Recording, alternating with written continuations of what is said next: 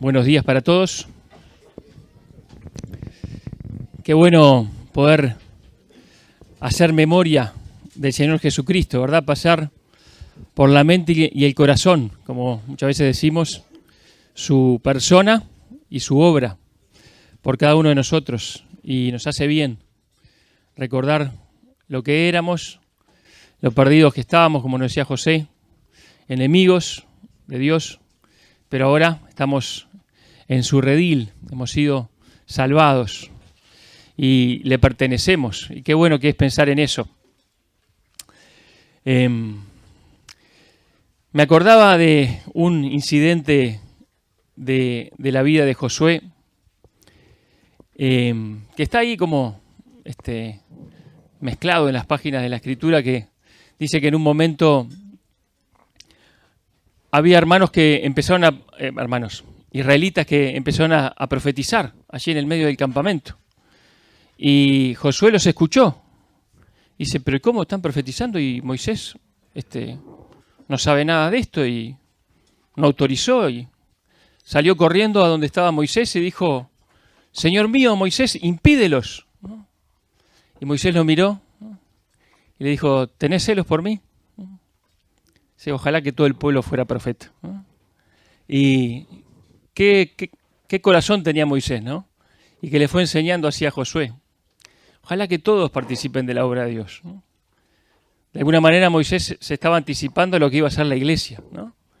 En que no iba a ser un clero y un laicado, sino que todos los hermanos y todas las hermanas participamos de la obra.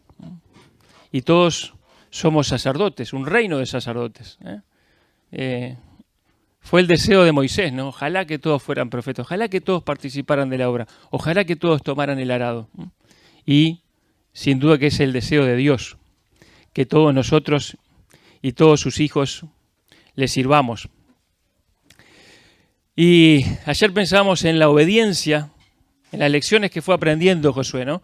La obediencia, la dependencia, la disciplina para dar batalla, la proximidad con el referente o los referentes, la comunión con Dios y esa comunión en crecimiento, esa vida secreta que va transformando nuestro carácter. Y hoy vamos a seguir pensando en otro evento, en otro momento de la vida de Josué que sin duda que fue muy importante para él. Yo le menciono algunos nombres de la historia bíblica y ustedes me dicen si lo conocen. ¿Conocen a Zafat, a Palti, a Gadiel, a Gadi, a Ilgal, a Samúa? ¿Alguno lo conoce? ¿No? ¿Dónde están en la Biblia esos? Como que nadie los conoce, ¿no? En el Antiguo Testamento están. Son algunos de los 10 espías. Sus nombres están olvidados en la historia, ¿no? Ahora, si yo le digo Josué y Caleb, eso sí, ¿no? Eso sí. Solo entran en la historia del pueblo de Dios los que hacen la voluntad de Dios, ¿no? Y qué interesante pensar en eso, ¿no? ¿Qué vas a hacer tú? ¿Qué voy a hacer yo? ¿Vamos a vivir para la gloria de Dios? ¿O vamos a pasar sin pena ni gloria como estos otros 10? Vamos a leer Números capítulo 13. Vamos a estar teniendo una lectura allí y después vamos a saltear un poquito.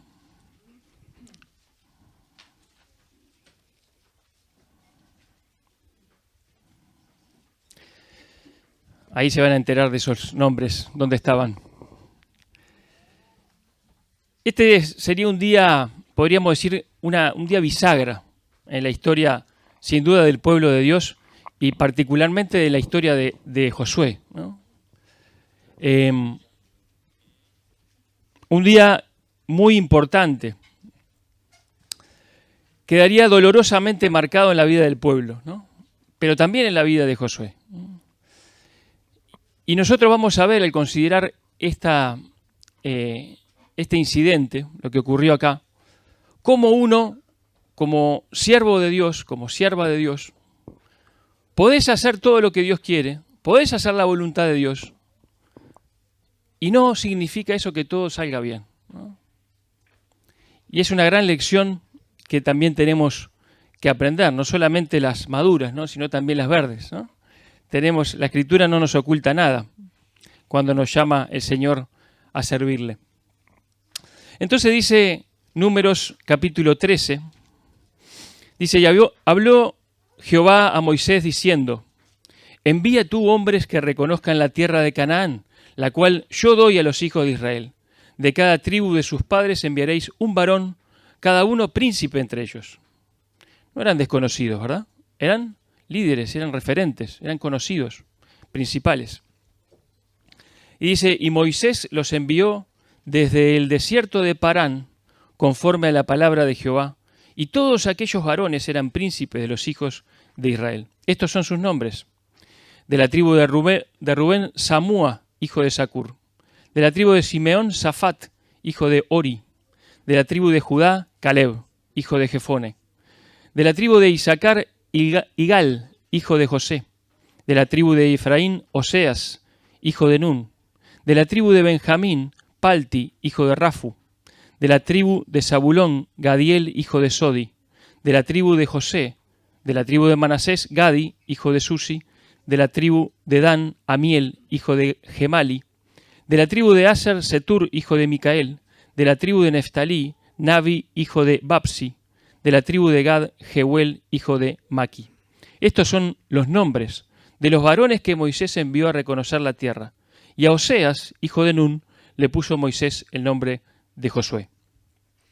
Los envió, pues, Moisés a reconocer la tierra de Canaán, diciéndoles, subid de aquí al Negev y subid al monte, y observad la tierra cómo es, y el pueblo que la habita, si es fuerte o débil, si poco o numeroso, cómo es la tierra habitada, si es buena o mala, y cómo son las ciudades habitadas, si son campamentos o plazas fortificadas, y cómo es el terreno, si es fértil o estéril, si en él hay árboles o no, y esforzaos, y tomad del fruto del país.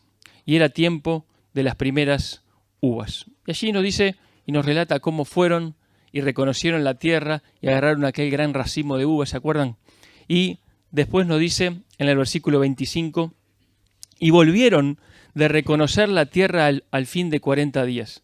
Y anduvieron y vinieron a Moisés y a Aarón y a toda la congregación de los hijos de Israel en el desierto de Parán, en Cades, y dieron la información a ellos y a toda la congregación, y les mostraron el fruto de la tierra, y les contaron diciendo, nosotros llegamos a la tierra a la cual nos enviaste, la que ciertamente fluye leche y miel, y este es el fruto de ella.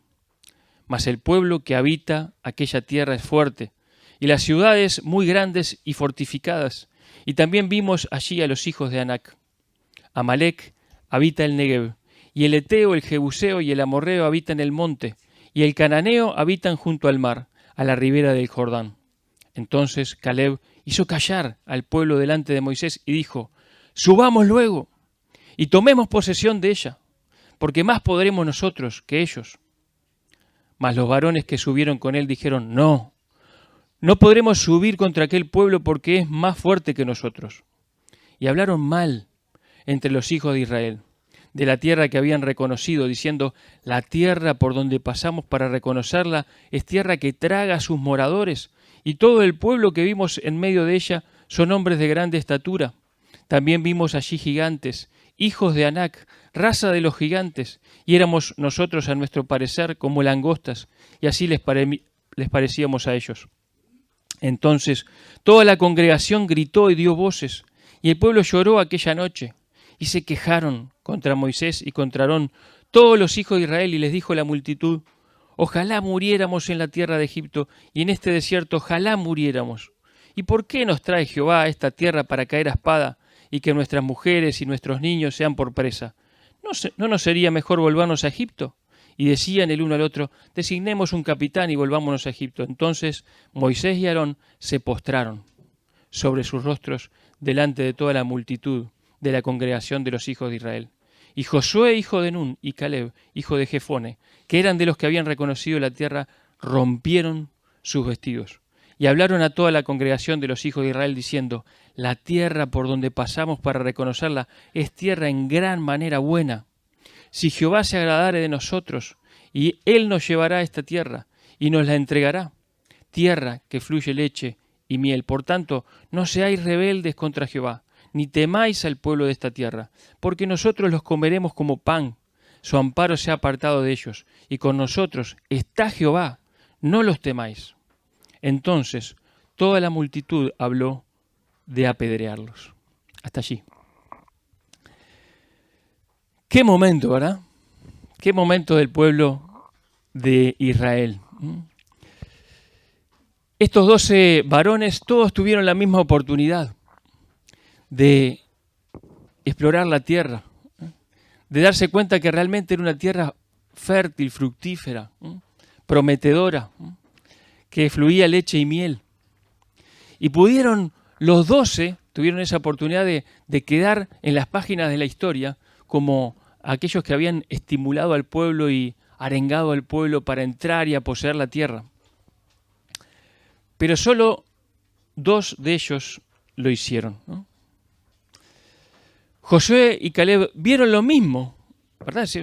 Fueron los 12 juntos a esta misión de exploración. Los 12 vieron lo mismo, pero Josué y Caleb lo pasaron por el corazón lleno de fe, ¿no? Todos trajeron información para dar, pero los ojos de Josué y de Caleb fueron diferentes. Pasaron la información por un corazón lleno de fe antes de hablar al pueblo. Y qué diferencia que hicieron con los otros, ¿no? Incrédulos, temerosos.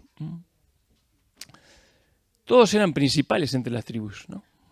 Eran referentes. Y de ahí viene el que hayan hecho tanto estrago, ¿verdad? Tener la oportunidad de transformarse en un puntal que ayude al pueblo a ir para adelante, a confiar, a inspirar al pueblo, pero no hacerlo. Qué tremendo. Y estos 10, después nos cuenta la historia, que quedaron por el camino, murieron. Hubo un juicio sobre sus vidas.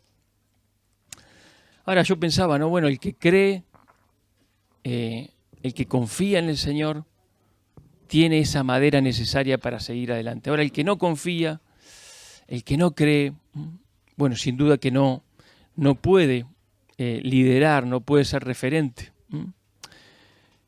No va a poder ser líder del pueblo de Dios alguien que no confía en Dios.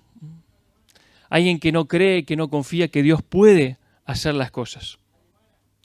No se trata, no estamos hablando de una fuerza personal, ¿no? Un carisma humano, ¿no? Contagioso, sino tampoco se trata de tener fe, de que se puede nada más, ¿no? Sino de tener fe en Dios, ¿no? De confiar en Dios, en el Dios Todopoderoso, en el Dios que había pedido que fueran a reconocer esa tierra. Confiar en Dios, ¿no? La confianza en Dios, ¿no? Es fundamental en el liderazgo, en el servicio a Dios, ¿no? No vamos a ser llamados por Dios al servicio y a un servicio cada vez mayor si no confiamos en Él.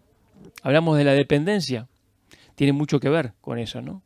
Depender de Dios, pero confiar en un Dios que inclusive no, para Él no hay nada imposible, como dice la Escritura. Lo que Él se propone, Él lo va a hacer. Aunque sea entrar en una tierra llena de ejércitos y llena de desafíos, pero ellos dijeron, Dios está con nosotros, Dios está con nosotros. Ellos confiaban en el Dios Todopoderoso. Si Dios te va a llamar a que seas un obrero, una obrero, ¿no? Dentro de su pueblo, a que participes en su obra, a que seas un líder, a que seas un siervo, sin duda que Él cuenta con tu confianza, con que confíes en Él, con que creas en su palabra, con que creas en que Él te sostiene. Estábamos leyendo hoy tempranito Nehemías, ¿no? ¿Saben? Cuando el pueblo estaba construyendo el muro en la época de Nehemías, hubieron algunas semanas, algunos días, no muchos, en que el pueblo construyó el muro en forma tremendamente rápida. Y fueron construyendo, cada uno el lugar que le tocaba, y construyeron más o menos hasta la mitad del muro, dice la Escritura. Pero en ese momento empezaron a escuchar amenazas de los enemigos que se estaban preparando para venir, para atacarlos, ¿no? Y empezaron a venir judíos de afuera que decían, mirá que se está armando una tremenda, ¿no? Van a venir de todos lados, se complica la cosa, ¿no? Y empezaron a mirar el escombro, que era mucho, y los acarreadores ya no tenían fuerza, y se empezaron a desanimar, ¿no? Y dice que fueron a hablar con Nehemías y dijeron, no podemos, ¿no? No podemos, ¿no? Y se desanimaron, se desanimó el pueblo. Pero allí estaba Nehemías. Y dice Nehemías 3, 13 y 14, entonces, ¿qué hizo este líder de Dios? Dice, entonces por las partes bajas del lugar, detrás del muro y en los sitios abiertos, puse al pueblo por familias, con sus espadas, con sus lanzas y con sus arcos. Después miré y me levanté y dije a los nobles y a los oficiales y al resto del pueblo, no temáis delante de ellos. Acordaos del Señor, grande y temible, y pelead por vuestros hermanos, por vuestros hijos y por vuestras hijas, por vuestras mujeres y por vuestras casas. Y solo esa palabra bastó para que la obra recomenzara. Y en poquito tiempo terminara. ¿Qué le dijo Nehemías? ¿Nosotros podemos, tenemos fuerza nosotros? No, ¿no? ¿Qué le dijo Nehemías? No, el enemigo en realidad no sabe mucho pelear, no tienen un ejército tan bien formado, tampoco, ¿no? Lo que le dijo Nehemías es, acuérdense del Señor. El Señor está con nosotros, grande, temible. Hagan su parte, Dios va a hacer la suya. Y qué importante que es, como líderes, llevar a pensar en el Señor y en su poder. Y animar a los otros a hacer su tarea, su parte de la tarea, dependiendo de Dios. Eso es lo que se espera de alguien que Dios va a usar. No va a ser perfecto, no va a tener siempre su ánimo en las nubes, ¿no? Pero sí que confíe en Dios. Y eso hizo Josué y Caleb, su amigo, y sin duda que esto agradó a Dios. Y fueron los diferentes, en ese grupo, y podríamos decir sin duda en esa generación. Ahora, el tener las cosas claras delante de Dios, el hacer lo que Dios nos pide, el confiar en Dios, el ir para adelante, ir llevando para adelante las cosas, no siempre significa que seamos comprendidos, que seamos estimados o que seamos seguidos, ¿no? No siempre ante unas palabras llenas de fe y de ánimo, los resultados van a ser positivos. Lo fue ahí en la época de Nehemías. Pero en este momento eran poquitos los que confiaron en Dios, ¿no?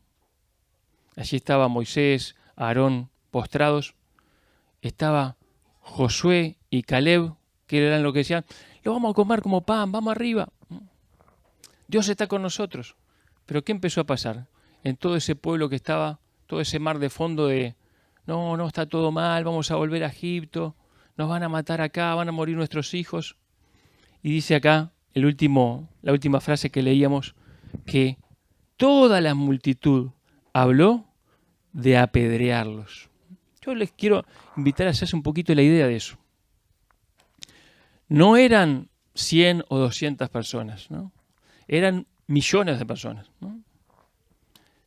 Por lo menos varios cientos de miles, y los historiadores dicen que eran más de 2 millones de personas, ¿no? O sea, era un pueblo entero que empezó a murmurar y empezó a desanimarse, y estas dos personas, estos dos espías que decían, la cosa no es como dicen los otros 10, ¿no? Y se empezó a decir, no, pero esto, vamos a apedrearlos, ¿no? Imagínate esa situación, ¿no? Haber hecho lo que Dios te había pedido, haber entrado a reconocer 40 días esa tierra, con el peligro que eso conlleva, ¿no? Venir y dar un informe favorable, positivo, como Dios quería. Confiar en Dios y decir, vamos a poder entrar. Hiciste todo lo que tenías que hacer y entonces empiezan a hablar de matarte a pedradas, ¿no? ¿Te imaginas? Y no uno ni dos, ¿no? Toda la multitud.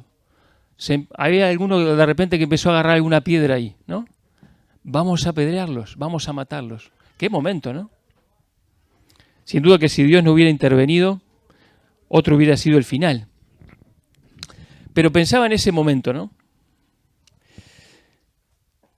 Enfrentar la adversidad. Y si vamos a ser siervos y siervas de Dios, debemos estar preparados para enfrentar la adversidad, para pararnos firmes de parte de Dios y también de parte del pueblo, aunque seamos una minoría, aunque el mismo pueblo que estamos sirviendo nos desprecie. Y esto es duro, pero es así. La crítica, la incomprensión, el rechazo, la soledad, a veces son costos del servicio y del liderazgo. Son costos. Y cualquiera que se proponga ser siervo de Dios, ser sierva de Dios, tiene que tener esto en cuenta. Que hay costos, que hay riesgos.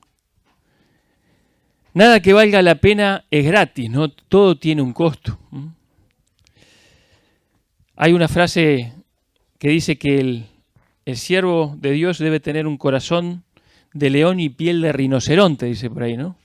Que no le entren ni las balas, ¿no? Que aquellas cosas que escucha de sí mismo, bueno, ¡ping!, ¿no? Que reboten nomás, ¿no? Pero no es tan fácil.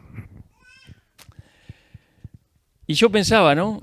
¿Te ha pasado eso? ¿Te ha pasado de que has hecho las cosas bien delante del Señor en fidelidad y de pronto empiezan a hablar mal de vos y alguno murmura y alguno dice, pero esta tal cosa, ¿no? Y claro que nos puede pasar, si no nos ha pasado, ¿no? Y el apóstol Pablo vivió esto, ¿verdad? El apóstol Pablo amaba a los corintios, ¿no?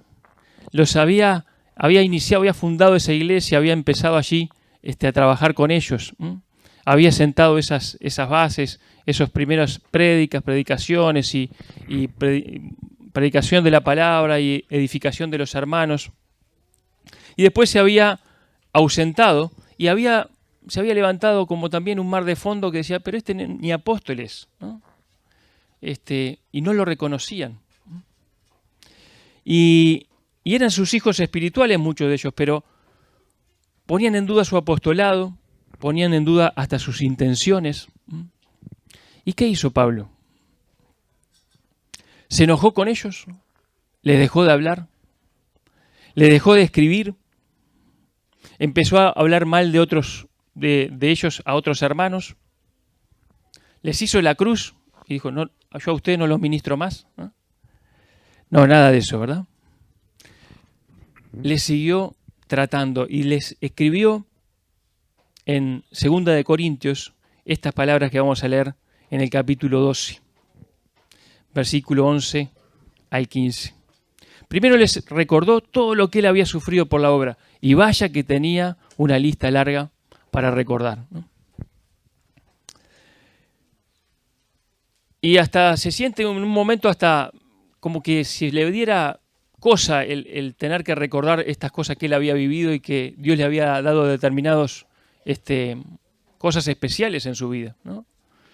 Como esas visiones que él tuvo. Pero dice acá en el versículo 11 del capítulo 12 de 2 de Corintios, me he hecho un necio al gloriarme. Vosotros me obligasteis a ello. Pues yo debía ser alabado por vosotros. Porque en nada he sido menos que aquellos grandes apóstoles, aunque nada soy. Con todo, las señales de apóstol han sido hechas entre vosotros, en toda paciencia, por señales, prodigios y milagros. Él tenía más que credenciales que había demostrado allí en Corinto de que era apóstol, ¿no? Porque ¿en qué habéis sido menos que en otras iglesias, sino que en yo mismo no os he sido carga. Lo único que había hecho era que no les había dejado que lo sostuvieran, sino que había trabajado haciendo tiendas mientras les servía. Perdonadme este agravio, le dice en forma así como media irónica, ¿no?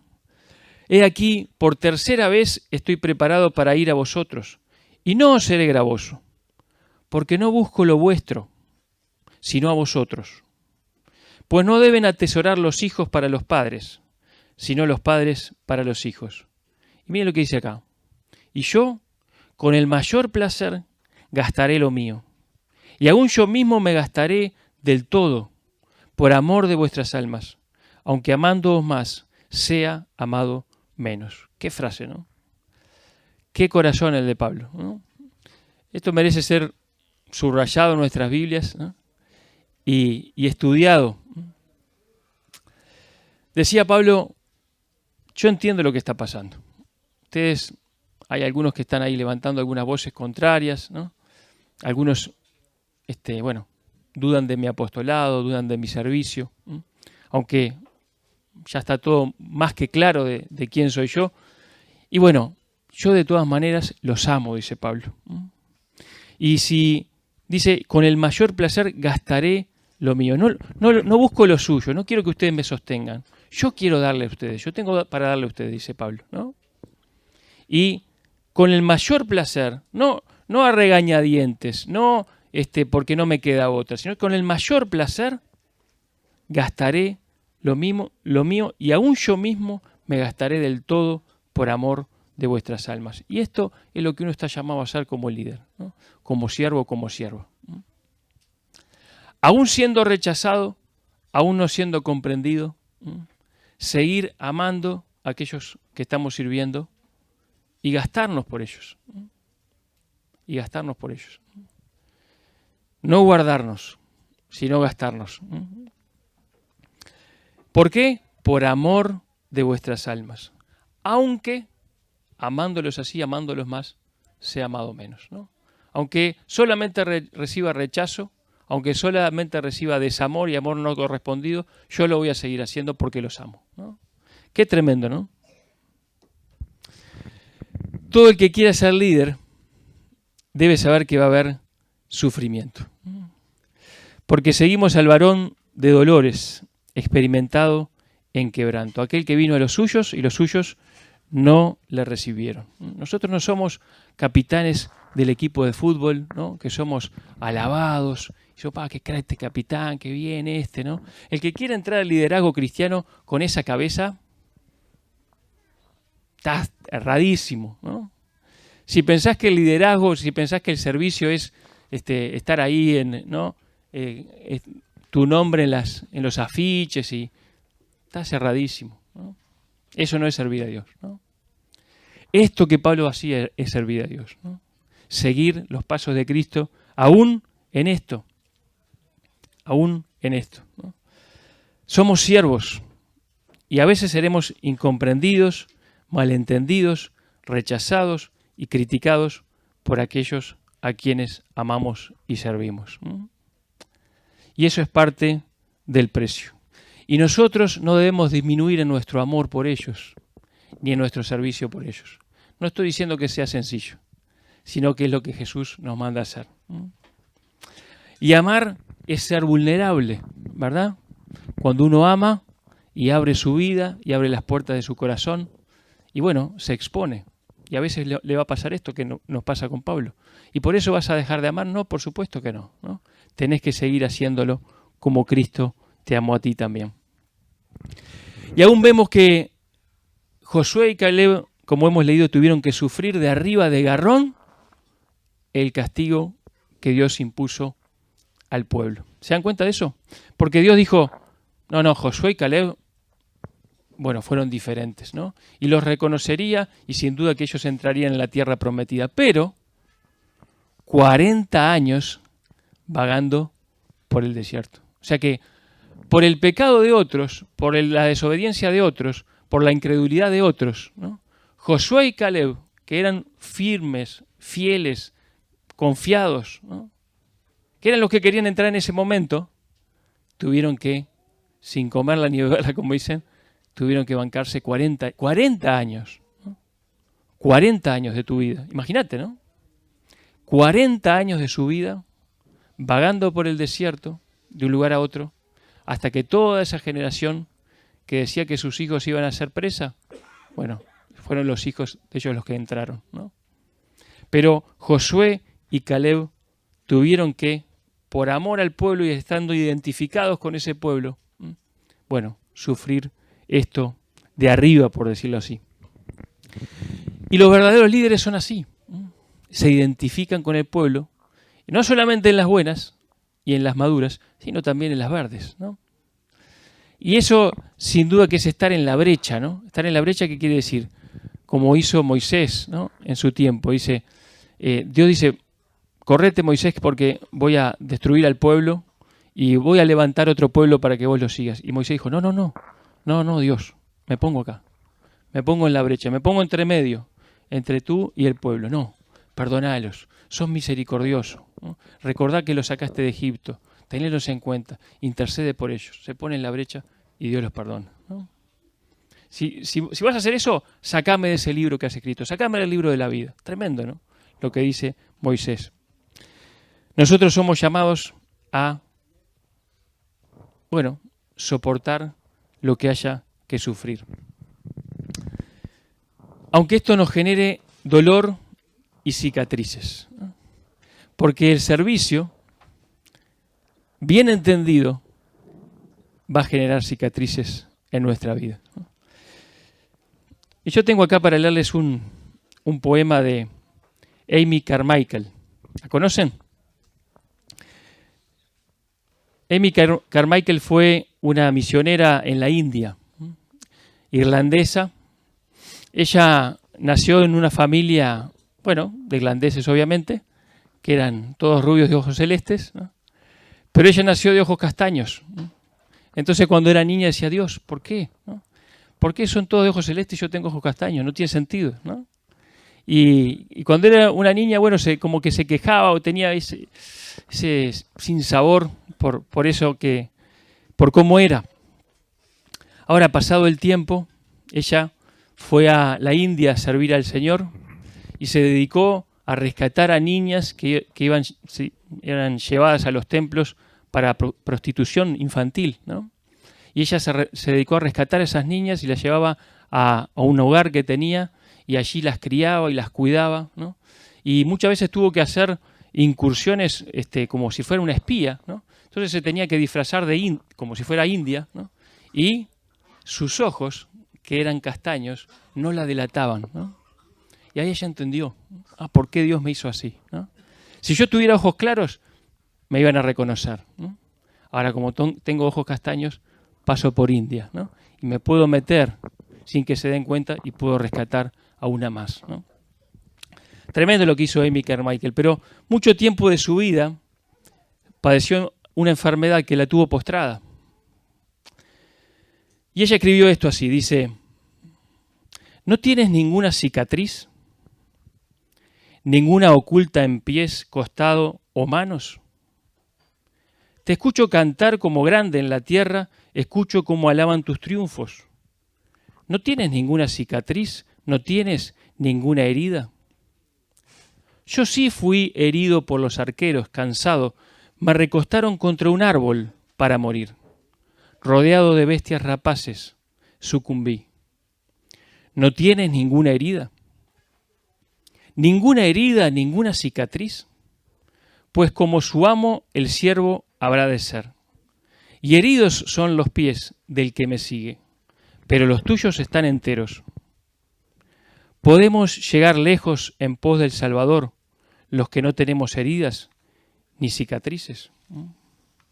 Así termina. Si seguimos al Señor que fue herido en aquel madero, ¿no? ¿Y qué esperamos? ¿Que todo sea luces ¿no? y reconocimiento? Claro que no, ¿no? Habrá dolor, habrá presión, habrá costos para ti, a veces para los que están cerca de ti. Mire lo que dice Pablo en Gálatas 6:17.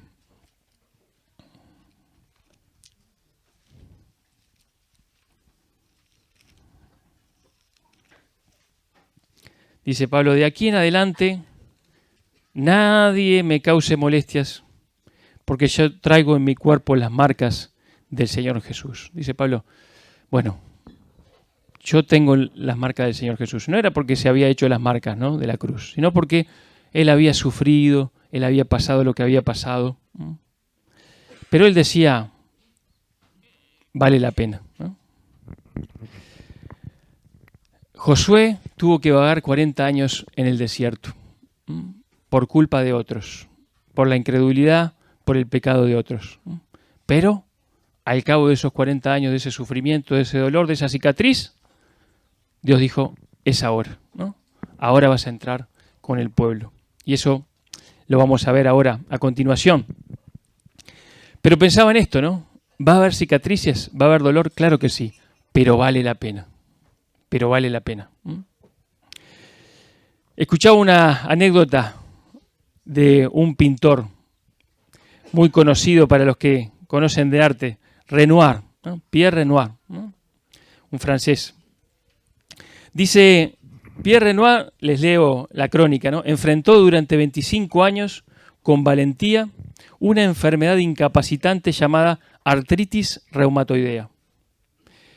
En esa época estaba en silla de ruedas, la enfermedad le había deformado y anquilosado, estaba como duro las articulaciones, tenía afectado el hombro derecho, se le habían roto tendones en dedos y muñecas, pese a lo cual pintó más de 400 obras. Su pasión por la pintura lo llevó a colocarse algodón en la palma de las manos y hasta atarse los pinceles para poder crear sus obras, porque cada vez que movía la mano le dolía todo, ¿no? Imagínense los sufrimientos de Renoir en aquella época donde los recursos disponibles para calmar a los pacientes no tenían la eficacia que hoy contamos.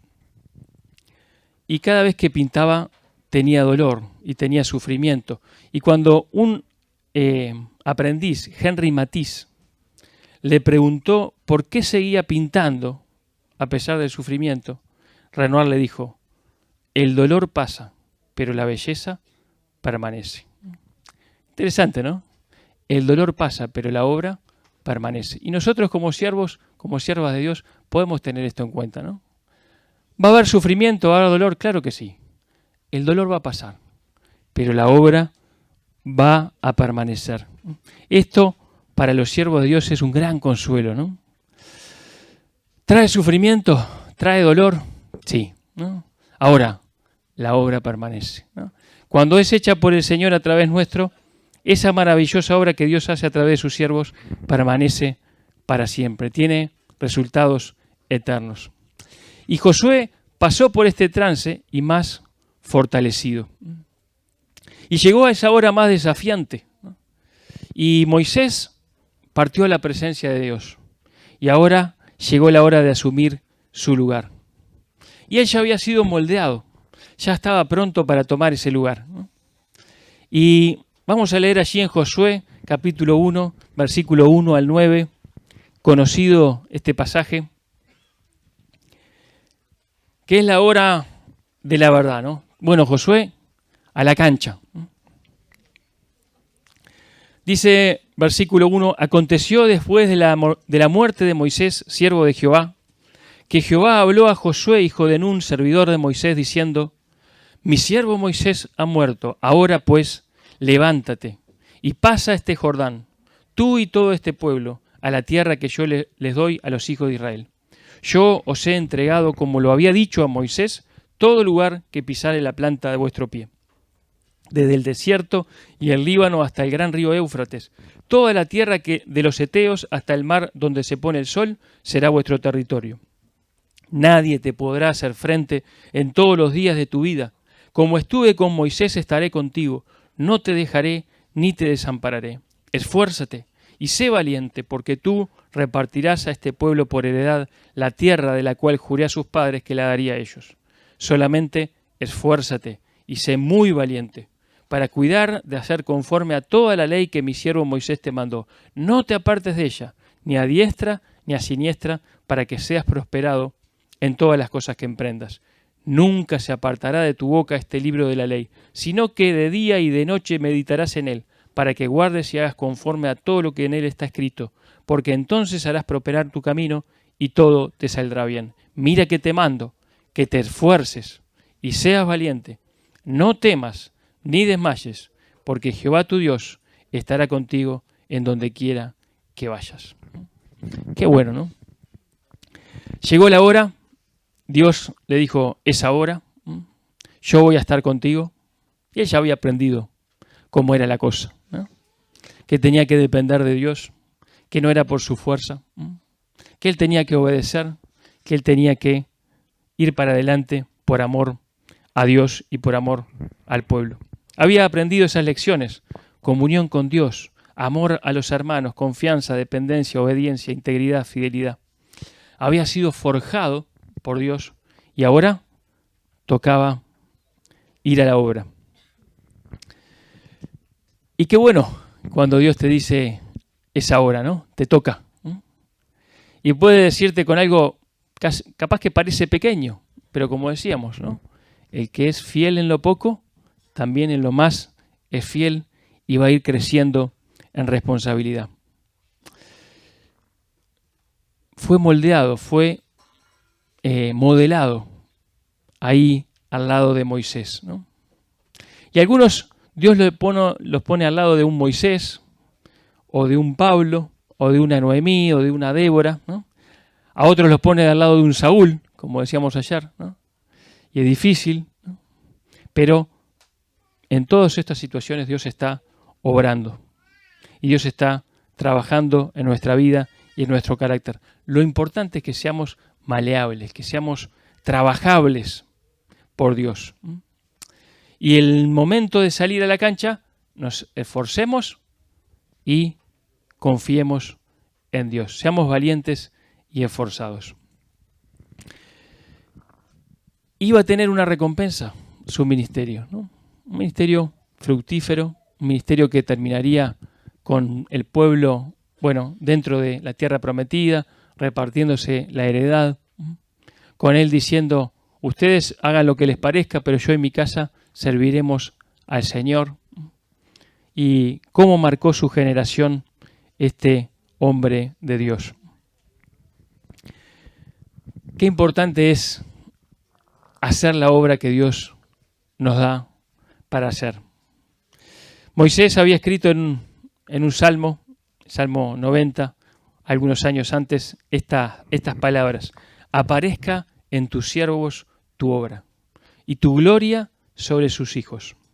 Sea la luz de Jehová nuestro Dios sobre nosotros, y la obra de nuestras manos confirma sobre nosotros. Sí, la obra de nuestras manos confirma. Y qué bueno cuando Dios confirma esa obra, ¿no? Cuando su obra aparece en nosotros, ¿no? Su carácter aparece en nuestra vida.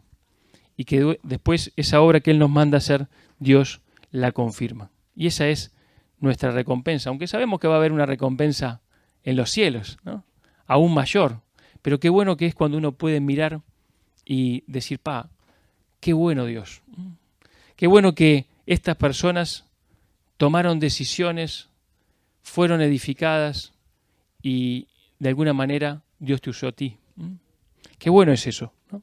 Que Dios nos use en su obra.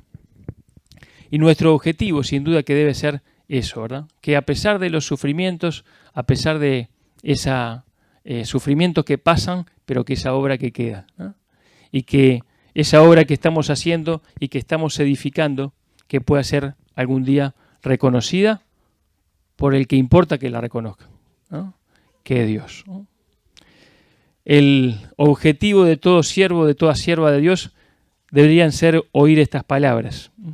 Bien, buen siervo y fiel, sobre poco has sido fiel, sobre mucho te pondré, entra en el gozo de tu Señor. Qué glorioso será, ¿no? Que podamos escuchar esas palabras, ¿no? Que vos y que yo podamos tener todas estas lecciones en cuenta para ponernos en las manos de Dios, para esforzarnos y ser valientes y que Dios confirme su obra en nosotros. Oramos. Padre que estás en los cielos, te agradecemos, Padre, por permitirnos el desafío de ser parte de tu obra, de este plan, de las edades, de la historia, que tú vienes haciendo, Padre, que tú nos has llamado a ser partícipes, Padre, primero de tu reino, y somos tus hijos por la gracia del Señor Jesucristo. Pero ahora, Padre, también nos llamas a ser tus siervos, tus siervas, y qué privilegio, Padre, poder participar en esa obra que es eterna. Padre, gracias que tú quieres llegar a otras vidas a través de la nuestra. Pero sabemos que nuestra vida, para poder influir, para poder ser de bendición a otros, debe ser trabajada, debe ser podada, debe ser moldeada. Y Padre, queremos ser alguien que seamos maleables, que seamos en tus manos como esa vasija del alfarero, Padre. Padre, que tú nos puedas moldear, que tú saques de nosotros lo que nos sirve, que tú nos hagas firmes y resistentes, que podamos resistir con firmeza y con valentía aquellos sufrimientos que vienen por parte de por ser parte de tu obra, Señor. Sabemos que los va a haber. Quizá muchos hermanos y hermanas que están aquí ya los han sufrido o los están sufriendo. Pero Padre, que podamos todos saber que vale la pena, porque tú estás obrando a través de nosotros. Padre, que podamos permanecer, que podamos persistir en tu obra y que tú estés confirmando esa obra que tú haces a través de nosotros. Gracias, Padre, por este privilegio tan grande y ayúdanos a seguir meditando en tu palabra. Te lo pedimos a ti orando en el nombre de nuestro Señor, nuestro amado Señor Jesucristo. Amén.